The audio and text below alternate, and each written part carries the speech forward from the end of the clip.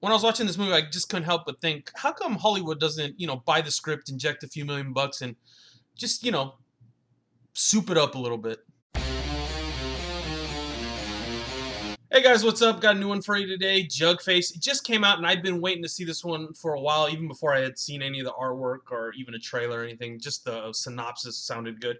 The story is basically about this girl that lives in this cult, and she's a young adult, and this cult lives in the backwoods of Tennessee, and they're kind of like hillbillies. They sell shine to make money, and they worship this thing called the pit. And the problem with the pit is it requires human sacrifices. I don't want to go too much into what happens to the girl in the story, but basically she isn't down with the human sacrifice thing too much.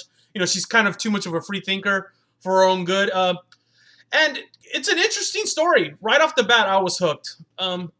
So let's get into it a little bit, what I like. It's written and directed by Chad Crawford Kinkle, and I don't know if he didn't want to sell the script to Hollywood, if maybe they didn't want to buy it, but definitely it was a great original story. It's probably one of his first films. I probably need to look that up. It does have kind of an amateurish feel to it, but it was a very creative idea. And it does provide a lot of scares. And they're not traditional horror scares. These are the type of scares that are like, because it's real stuff happening to people, crazy stuff, abuse, neglect, strange thinking, that's based on faith, driving people to do crazy stuff. And that is really where this movie, succeeds. All the questions it asks, should you follow blindly, all that stuff, all the philosophical stuff, abuse and stuff in this movie is really the scary stuff. It does get into some like spectral stuff and crap like that, but that is really the part I didn't like. I didn't like the spectral part. There's one character, he's like a spectral character, and that was like the worst part of the movie. The other main character, his name's Dwight, and he's played by this guy, Sean Bridgers. I thought he had a really good performance. He plays like a simple guy, and he's kind of like the group prophet in a way. The thing about him is he plays it really good, but he did have a hint of Will Ferrell and kind of diminished from his character a little bit, although it did add a little humor at the same time. And the girl that plays Ada, Lauren Ashley Carter, she also gives a pretty good performance. It's a low-budget film. They did great for what they had. The few flaws that it does have are, like I said, the spectral character, subpar acting. Sean Young's in this movie, and they probably got her for her name, but she has one of the worst performances. I did not like her character at all. Larry Fessden's in this movie, and a lot of horror people might know him.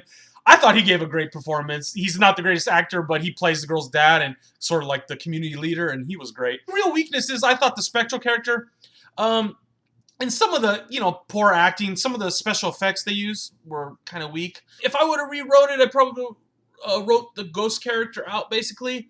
But besides that, I think it was a great creative idea. I'll give it a 3.5 out of 5. I think I only gave The Conjuring a 3 out of 5, and believe me, this is a better, more creative movie than The Conjuring.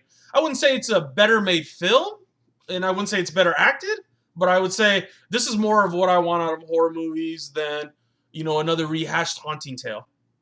And this, it touches the bases people want. It's got blood, it's got ghosts, it's got cults, but it's just wrapped up in a creative way. And one more thing I want to say about this movie.